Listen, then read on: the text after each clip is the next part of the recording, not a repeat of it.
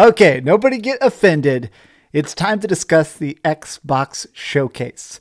I'm going to talk about my honest opinion. I just finished watching the Xbox Showcase and the Starfield Direct, and while I thought they were good, I wasn't exactly wowed. Specifically, something about Starfield didn't grab me as much as I had hoped. Now, I'm sure people are already rushing to the comments to spam horrible mean things and say Sony pony and probably say drink that salt, you bitch. That's fine. But I want to talk about this because honestly, I do find the entire idea of Xbox and their release schedule to be so fascinating. Redfall was a gigantic dumpster fire, and it does seem like for the back half of the year, Xbox is doing better. Starfield coming out in September. We now have a release date for, obviously, Forza Motorsport, which looks fantastic. But I wanted to go through their announcements and what I enjoyed and what I just kind of thought sucked. What's up, gamers? DreamcastGuy here. Hi, hope you're having a great day. If you could like this video and subscribe if you haven't already. So, over here on Twitter, currently the top trending hashtags are Starfield, Perfect Dark, and Ponies, because people are, of course, stirring up the console war goodness. Now, I, of course, love to kick the beehive a little bit. I'll admit it, I like to do a little bit of the trolling. You can see here I put up a poll to see what people were rating it, and already with 1,000 votes in the first couple minutes, it is getting a lot of A's and B's. I'd say for the most part, people did enjoy it. My big thing is that I thought that Avowed looked fantastic. Avowed was the big winner, but the Starfield bit of it, I mean, people aren't happy, but I said it looks a bit mid.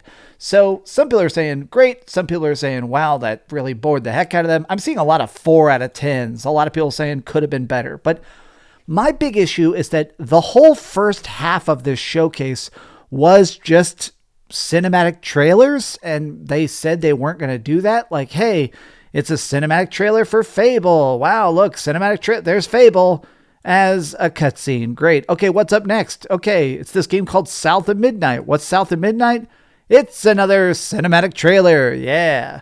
Legitimately, we have no idea what these games are actually about. I mean, we're assuming Fable's going to play like the classic Fables, but we didn't get any gameplay, so we really don't actually know.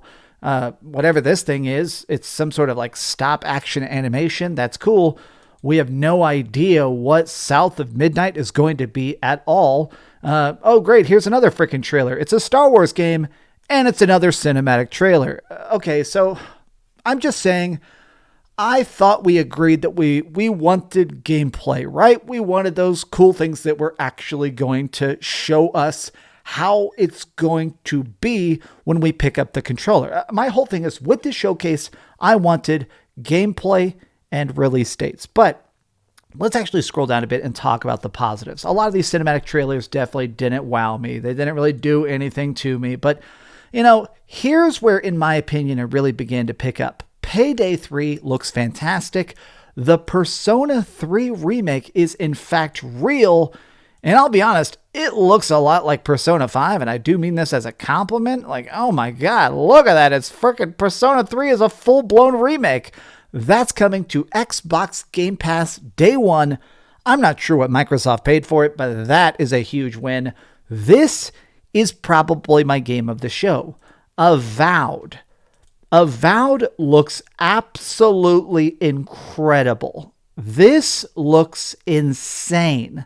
This is the new game by, oh God, what are they called? The people who made Pentiment and stuff, Obsidian Games. These people have a very good track record. This looks fantastic. Magic, gritty story, especially here at the end of the trailer, they show this like army of skeletons. Let me show you the army of skeletons. I think this army of skeletons looks awesome. This is what I want. That, to me, is a good art style. It's gameplay, it's combat, and even though it doesn't have an exact release date, it has a release window. I was just hoping for more of that. I'm not saying that the Xbox showcase was wet shit sucked out of a nun's asshole. But I'm just saying, I wanted more of this, and we just didn't get a lot of it. Instead, we got a lot of updates for existing stuff. Like, look, already people are tweeting. One of the trending things is, where is Gear 6? Oh, great. Another update to Sea of Thieves. That's nice. Another update to freaking Flight Simulator. Oh, they're doing a Dune crossover with Flight Simulator. That's great. Oh, here's one I wanted to be excited about. I'm super curious about Hellblade 2, but the trailer we got is, again, just a cinematic trailer. Like, look at this. It's just Senua talking to herself in a cave. There's no gameplay. There's no combat. There's no idea what this game is actually going to be about, what it's going to be like. It's just another cinematic trailer. Now, I guess they'd say, oh, it's in-engine, so it's different. This is an actual cutscene in the game itself, which is fine, but I do feel like a lot of people are underwhelmed by that. Xbox Showcase was all right, definitely lacking a punch and cool reveals. There were a few highlights. I guess I wanted more stuff that actually showed us what these games were going to be, why we should be excited to have an Xbox. Like, obviously, it's really cool that Like a Dragon, this is the new Yakuza game, looks very different. I think it takes place in America. You got Ichiban here, and everyone's speaking English. I'm a big Yakuza fan, so that's a cool reveal. Oh, great. Flight Simulator. Great. Cool. Yeah. Oh, yeah, there's another update to Fallout 76. Yay. Personally, I get really annoyed that at every single Xbox showcase, we have to see the exact same 5 games. Sea of Thieves, Sea of Thieves, we get updates to Fallout 76. Every single time they have to show us freaking Elder Scrolls Online. These games as a service things that obviously Microsoft is paying. Microsoft has to prop this up. Obviously, Microsoft wants this to be a big success, but I don't know. I don't care about these games as a service things, even if they are Microsoft first party. Now, this was a weird, mysterious project. I'll be honest, I have no idea how to even pronounce this. Kunitsu Gami, Path of the Goddess by Capcom. It reminds me a lot of Onimusha, the old Onimusha games with the really cool art and great monster design. I really don't understand what this game is going to be like, but this trailer is good. And again, it felt like a big part of the showcase was focusing on, I don't know, really good Japanese published games on the Xbox, because there has been a lack of that. So biggest W, in my opinion, is all these cool Japanese games showing up. Forza Motorsport got a freaking release date, and it's October 10th. Hell yes. And then I think that's pretty much it. Overwatch 2 is getting more content patches. That's great. Persona 5 is getting a tactics spinoff. Oh, yeah. And now we have the actual reveal of Starfield, right? There's nothing else, right? Yeah, a couple more indie games. Okay, indie games. Oh, yeah, Cyberpunk 2077 is really cool. Cyberpunk is coming out here in just a couple of months, obviously September 26th. They released a new trailer for the Cyberpunk DLC that looked fantastic. Apparently, we're going to be saving the president inside of Night City. I predominantly have played Cyberpunk on my Xbox, so I'm going to be playing this DLC on the Xbox Series X, and I'm very excited for it. Idris Elba teaming up with Johnny Silverhand, Keanu Reeves in Cyberpunk. That's going to be cool. A lot of stuff in this showcase, even if it was interesting, like this Metaphor Refantazio, which is like a new game by the Persona people. It's a new Atlas project. A lot of the stuff just kind of made my eyes glaze over, like this Towerborn, a procedurally generated side-scrolling beat-em-up. This, though, is the other game I'm extremely happy with. This game was called Clockwork Revolution. It looks like BioShock. It's got some sort of weird mechanic where we're going to time travel and fight people. It's super BioShocky, and obviously I got BioShock tattoos, so this seems like a really good vibe. I think my 2 favorite games of the show by a huge margin was Avowed and Clockwork Revolution.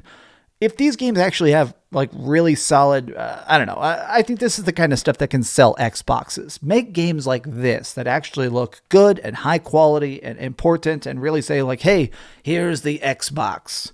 Now, after the Xbox showcase, they decided to do an hour-long deep dive onto everything about Starfield, including the fact that you can walk around on planets and craft items and make your character and do side quests.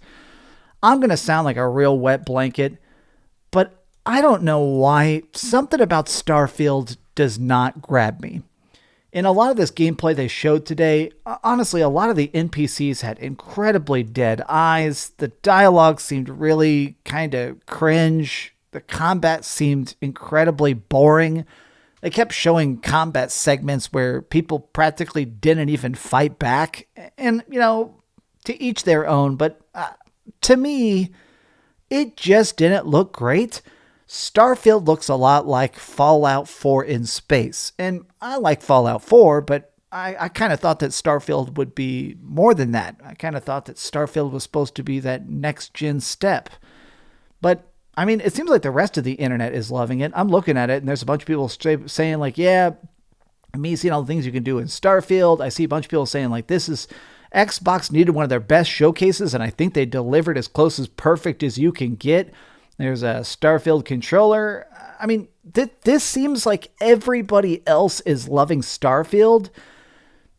I think I'm the odd man out here, which is fine. I'm glad that everybody is going to enjoy Starfield more than I do. I'm not one of those guys where if I don't like a game, I think you shouldn't like a game. Tweets like this actually make me happy. Even with the sky-high expectations people had for Starfield, that presentation met or exceeded all of them. If this comes close in the final product, this is absolutely going to be the game that everyone was hoping for and that the Xbox needs.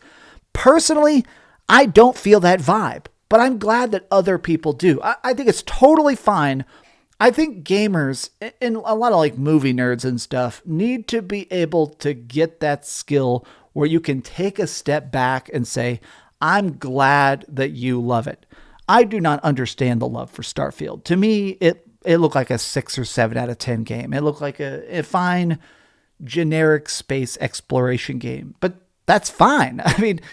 We'll see. I am going into it with an open mind. I'm going to play it. I'm going to review it. I'm going to go in with the best goggles ready to see if it is the space sim.